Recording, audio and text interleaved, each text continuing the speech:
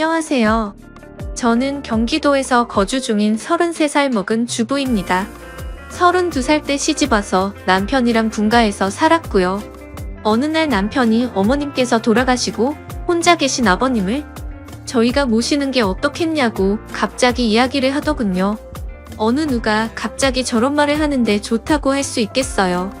그 일로 남편이랑 많이 싸웠어요. 위에 형님도 있으신데 왜 우리가 모시냐고.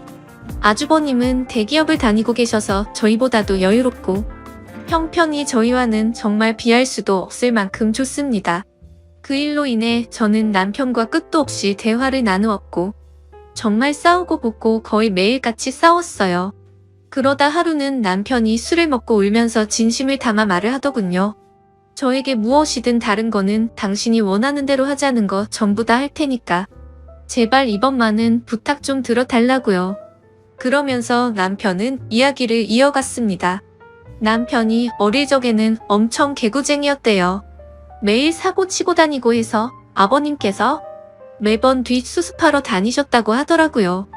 남편이 어릴 때 골목에서 놀고 있는데 지나가던 중간 크기의 트럭에 받칠 뻔 한 걸 아버님이 보시고 남편 대신 부딪히셨는데 그것 때문에 지금도 오른쪽 어깨를 잘못 쓰신대요.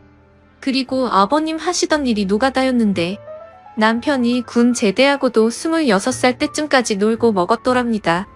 아버님이 남편을 늦게 낳으셔서 지금 아버님 연세가 68세 되세요. 남편은 33살이고요. 60세 넘으셨을 때도 노가다 하시면서 가족들 먹여 살리고 고생만 하셨다네요. 노가다를 오래 하면 시멘트 독이라고 하나? 하여튼 그것 때문에 손도 쩍쩍 갈라지셔서 겨울만 되면 많이 아파하신다고 하더라고요. 평생 모아오신 재산으로 마련하셨던 조그만한 집도 아주버님이랑 남편 결혼할 때 집장만 해주신다고 파시고 지금은 월세 내면서 원룸에 들어가서 사신다고 하더라고요. 그런데 어머님까지 돌아가시고 혼자 계신 거 보니 마음이 아파서 눈물이 자주 난다고 하더라고요. 저희가 살림이 넉넉했으면 이런 걱정도 안 할 텐데요. 저는 집에서 살림을 하는 평범한 주부이고 남편은 혼자 직장을 다니는데 일반적인 중소기업을 다니고 이직한 지 얼마 되지 않아 한 달에 세후 150 정도를 벌어옵니다. 그런데 그걸로 아버님께서 오시면 아무래도 반찬도 지금보다는 더 신경을 써야 할 것 같고 여러 가지로 많이 힘들 것 같더라고요. 심지어 그때는 제가 임신을 했어서 아이가 3개월 차인데 모든 부분이 힘겹더라고요. 그럼에도 부유하셨던 형님께서는 절대 아버님을 못 모신다고 강력히 못 박으셨고 아주버님도 그럴 생각이 없다라고 남편이 말을 하더라고요. 저렇게 철벽 방어를 하는데 어떻게 하겠습니까? 그리고 남편이 진심 어린 말들을 저렇게까지 했는데요. 그래서 넉 달 전부터 아버님을 모시기로 하고 저희 집으로 아버님을 모셔왔습니다. 처음에는 아버님께서 오지 않으시려고 자꾸만 거절하시더라고요. 늙은이가 가봐야 침만 대고 눈치 보인다고 하시면서요. 하지만 남편이 매일같이 설득하고 우겨서 겨우 모셔왔습니다. 모셔온 첫날부터 여러모로 정말 신경이 쓰이더라고요. 그런데 우리 아버님 매번 반찬 신경 써서 정성껏 차려드리면 그걸 드시면서도 엄청 미안해하시면서 눈치를 보십니다. 가끔씩 고기 반찬이나 맛있는 음식을 해드리면 아버님께서는 드시지 않고 남겨주셨다가 저희 남편이 퇴근하고 돌아오면 남편을 먹이더라고요. 그리고 저 먹으라고 일부러 드시지도 않고요. 거기다가 하루는 장을 보고 집에 왔는데 아버님께서 바닥에 꿇어 앉아서 걸레질을 하고 계시더라고요. 저는 그 모습을 보고 깜짝 놀라서 걸레를 빼앗으려고 했더니 괜찮다고 하시면서 끝까지 고집을 부리시면서 청소를 끝마치시더라고요.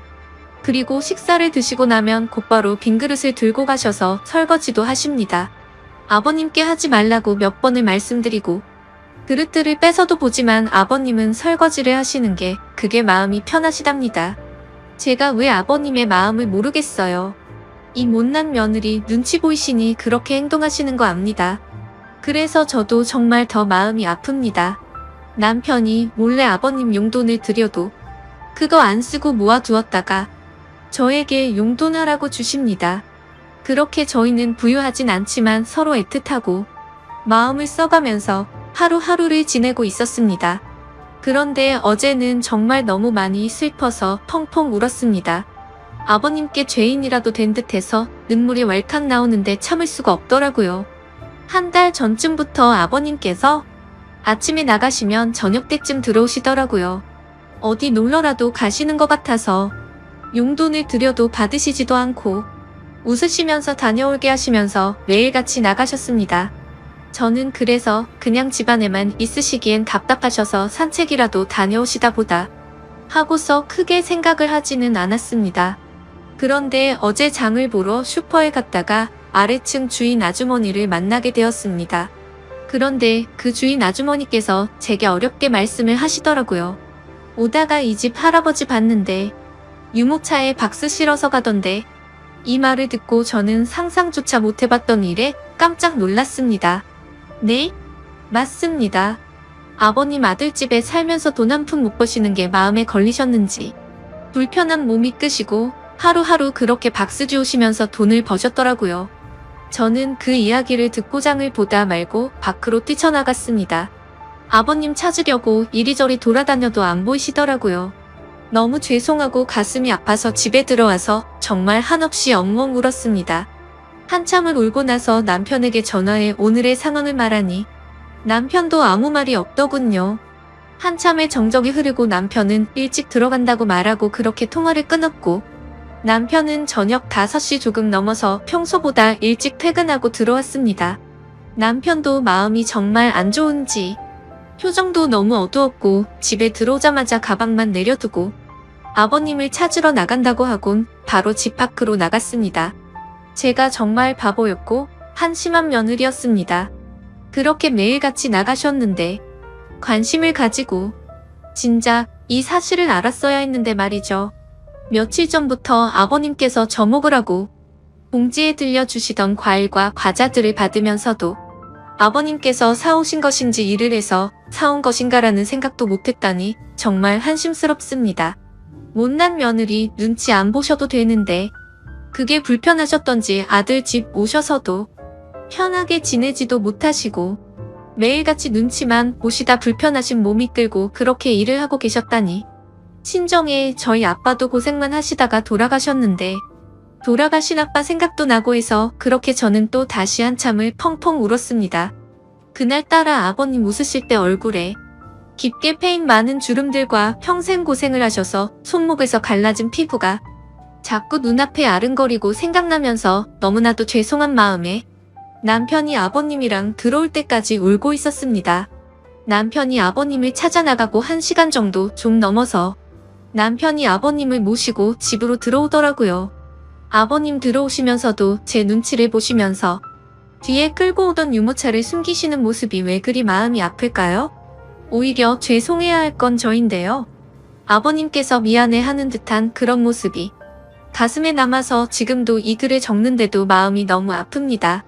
저는 아버님의 모습을 보자마자 아버님께 달려가서 죄송하다며 손을 꼭 붙잡고서 또 펑펑 울었습니다.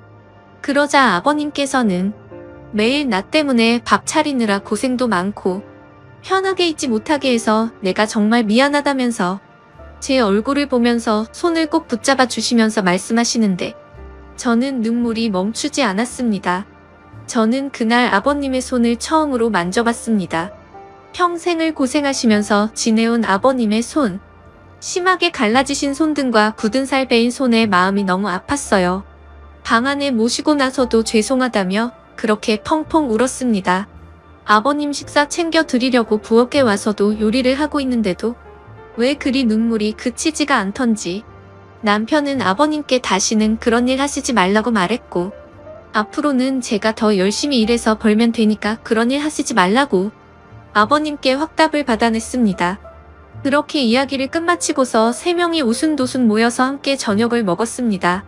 밥을 먹는데도 아버님 손을 보면서 자꾸 가슴이 아프더라고요. 오늘은 어제 일도 있고 해서 남편이 연차를 내서 쉬는 날이었고 저는 아버님 모시고 시내 나가자고 남편에게 얘기를 했습니다. 그렇게 저희는 다 같이 시내에 나갔고 날이 좀 쌀쌀해져서 아버님 잠바 하나랑 신발을 샀습니다. 한사코 괜찮다고 하시던 아버님께 제가 말씀을 드렸습니다. 자꾸 그러시면 제가 아버님 눈치 보여서 힘들어요. 이렇게 말씀드렸더니 아버님께서는 고맙다고 하시면서 받으시더라고요. 그리고 집에 아버님 심심하실까봐 케이블 TV도 신청했습니다. 아버님께서 스포츠를 좋아하시는데 오늘 야구 방송이랑 낚시 방송 보시면서 너무 즐거워 보이시더라고요. 조용히 다가가서 아버님 어깨를 만져드리는데 보기보다 정말 왜소하시더라고요. 제가 꽉 잡아도 부서질 것만 같은 그런 아버님의 어깨. 지금까지 고생만 하시고 자식들 뒷바라지 하시느라 평생 헌신하시면서 살아오셨던 아버님의 그런 발자취들이 느껴지면서 저는 또 마음이 아파왔네요. 남편한테 말했어요. 저 평생 아버님 정말 친아버지처럼 생각하고 모신다고요. 비록 지금은 아버님께서 불편해 하시지만 언젠가는 친딸처럼 생각하시면서 대해주실 때까지 정말 잘할 거라고요. 마지막으로 아버님, 앞으로는 제 눈치 안 보셔도 돼요. 제가 그렇게 나쁜 며느리 아니잖아요. 아버님의 힘드신 희생이 없으셨다면 지금의 남편도 없잖아요. 그랬다면 지금의 저와 뱃속의 사랑스러운 손자도 없을 거예요. 저 아버님 싫어하지 않고 정말 사랑해요, 아버님. 그러니 항상 건강하시고 오래오래 사셔야 돼요. 그리고 2번 다시 그렇게 일 안 하셔도 돼요. 저 허리띠 쫄라매고 알뜰하게 살게요. 다음 사연입니다. 안녕하세요. 저는 평범하게 직장을 다니고 있는 22살 여자입니다. 저와 남자친구는 장거리 연애를 하고 있고요. 일하느라 일주일에 딱 1번 쉬고 만나고 있습니다. 그날마다 남자친구와 서로 지역을 오가면서 만나고 있고요. 그래서 이번 주에는 제가 남자친구가 있는 곳으로 갔습니다. 남자친구와 더 오래 있고 싶은 마음에 쉬는 날 전날이면 저는 항상 일이 끝나고 그 저녁에 버스를 타고서 남자친구네 동네를 갑니다. 남자친구가 절 혼자 두기 불안하다고 찜질방에서 자도 되는데도 불구하고 일부러 돈을 더 들여서 남자친구의 집에서 제일 가까운 숙박업소에서 저를 재우고 남자친구는 외박이 어려운 처지라 자신의 집으로 갑니다. 결론적으로 저는 혼자 그곳에서 항상 잠을 잡니다. 요번 주에는 가서 남자친구와 오랜만에 치킨과 맥주를 먹었는데 그날따라 맥주가 술술 들어가더니 나중에 정신을 차려보니 술에 좀 취해 있는 상황이었습니다. 남자친구는 항상 그랬던 것처럼 저를 재우던 모텔에 저를 재우고 남자친구는 집으로 갔고 저는 자기 전까지 계속 카톡을 하고 있었습니다. 그런데 갑자기 밖에서 누가 계속 노크를 하는 겁니다. 무슨 일인가 하고 나가보려고 했는데 혼자인 게 무섭기도 하고 겁이 나서 문만 살짝 열어서 빼꼼 밖을 봤습니다. 밖을 봤더니 옆방 앞에 모텔 아르바이트생이 있던 겁니다. 모텔 아르바이트생은 아저씨였고 저는 혼자인데 낯선 남자가 있는 것에 겁이 나서 문을 황급히 닫았습니다. 그러고 나서 남자친구와 카톡을 계속하면서 이런저런 일이 있었다고 얘기를 하고 자려고 침대에 누웠는데 누가 다시 똑똑하는 겁니다. 이번에는 열지 않았습니다. 그랬더니 모텔 방으로 전화가 오는 겁니다. 그래서 모텔에 무슨 일이 있는 건가 하고 전화를 받았습니다. 그랬더니 맥주 가져다 드릴 테니까 종업원 가면 문 여시라고 하는 것이었습니다. 항상 여기로 오니까 주는가 보다 하고 별 의심 없이 문을 열고 받았습니다. 맥주를 냉장고에 넣고서 다시 침대에 누워서 남자친구와 카톡을 하면서 맥주 줬다고 얘기하고 남자친구는 저에게 앞으로 누가 와도 문 열어주지 말라고 내일 아침에 병원 갔다가 바로 가겠다며 얼른 자라고 하고서 카톡을 끝냈습니다. 그 뒤 잠들기 전에 TV를 틀었는데 컴퓨터와 연결이 된 PC가 바로 떴는데 성인 영상이 나오더라고요. 근데 그때 때마침 모텔 아르바이트생이 열쇠로 문을 따고 들어온 겁니다. 저는 이미 술이 좀 취해 있어서 그때는 그 아르바이트생이 문을 따고 들어온 줄 모르고 문이 열려 있어서 들어온 줄 알았습니다. 자려고 침대에 자리를 잡고 누워 있었던 저는 그 사람이 들어오는 걸 보고서 놀라서 침대 모퉁이에 앉았고 급하게 TV 채널을 다른 거로 돌렸습니다. 문제는 그때 술에 많이 취해 있어서 기억이 중간에 몇 부분이 나지는 않지만 왜곡되어서 기억되지는 않았습니다. 저는 채널을 돌리고서 무슨 일이시냐고 했고 그 사람의 대답은 기억이 제대로 나지를 않습니다. 그 사람이 아마 필요한 거 없느냐는 식으로 했던 것 같습니다. 저는 그 사람에게 나가시라고 계속 말했습니다. 그러고서 그 사람은 저에게 그냥 보시던 거 보세요. 이러면서 제가 들고 있던 리모컨을 빼앗고서 채널을 다시 돌리는 것이었습니다. 너무 겁나서 계속 제발 가시라고 계속 그랬더니 침대 모퉁이에 앉아있던 저를 눕히려고 제 다리를 만지는 것이었습니다. 저는 순간 겁에 질려서 그 사람의 팔을 치고 남자친구 곧 올 거라고 그랬습니다. 그랬더니 그때야 가더군요. 제가 술에 취해서 기억을 못할 거라고 생각했나 봅니다. 그러고서는 겁에 질려서 모텔 방 밖에 조그마한 소리만 들려도 놀라고 식은땀 나고 잠도 계속 못 들고 다급하게 남자친구에게 카톡하고 전화했는데 남자친구가 배터리 가는 걸 잊어서 휴대전화기가 꺼져 있는 것이었습니다. 그래서 저는 너무 무서워서 그 방에서 나서지를 못했고 뜬 눈으로 계속 밤을 새우다가 아침 10시쯤에 잠이 들었습니다. 남자친구는 아침에 제 연락을 보자마자 급하게 모텔로 달려왔고 제가 자는 사이에 계산대에 가서 CCTV를 보고 아르바이트생에게 따졌지만 저에게 그랬던 아르바이트생 아저씨는 교대 근무가 끝나서 집에 간 상태였고 그 일이 새벽 6시 20분쯤에 끝난 일인데 CCTV는 메모리 문제로 6시 30분부터 녹화가 새로 되고 있었습니다. 주인은 없는 상황이었고 낮에 일하던 아르바이트생은 아무것도 모르는 상황이었던 거죠. 그래서 그 아르바이트생은 그 알바 아저씨를 불러냈습니다. 저는 무서워서 나가지를 못하였고 남자친구 혼자서 아저씨에게 가서 얘기했습니다. 그랬더니 그 아저씨는 남자친구에게 6시 30분에는 손님들이 퇴실해야 되는데 제 방의 TV 소리가 너무 시끄러웠다며 TV를 끌어 열쇠로 문을 열고 방으로 들어왔고 저를 만진 건 자는데 이불을 덮지 않고 자서 이불 덮어 줄 때밖에 없었다고 말했다고 하더군요. 그리고 제가 여기 자주 오고 남자친구는 항상 가는 것도 알고 있더군요. 여기 단골이시지 않느냐고. 저는 TV 소리를 크게 튼 적도 없었고 그 아저씨 때문에 무서워서 아침 10시까지 한숨도 못 잤습니다. 저는 그날 밤 겁에 질려서 벌벌 떨면서 잠도 못 자고 밤새워 무서워했던 것도 그렇고 너무 억울하고 어이가 없어서 그 아저씨에게 가서 따졌습니다. 다시 말해보시라고. 아저씨가 언제 그러셨냐고. 그랬더니 도리어 그 아저씨는 자기가 언제 그랬냐면서 그러는 겁니다. 제가 술을 마셨어도 기억을 다 하고 있는데도 그 아저씨는 제가 술에 좀 취해 있던 것도 알고 남자친구가 갔다는 걸 알고서 계속 거짓말을 해댄 겁니다. 저는 더는 말해도 안 통하고 자기는 그런 적 없다고 할 것 같기도 하고 사실 이런 일이 처음이고 너무 당황스러워서 얘기하다가 눈물이 나와서 혼자 밖으로 나갔습니다. 경찰서를 가도 심증은 있지만 물증이 없어서 일만 더 복잡해질 것 같고 남자친구가 사는 지역에 계속 올 수도 없는 상황이어서 이런저런 생각을 한 저는 남자친구에게 그냥 나오라고 했습니다.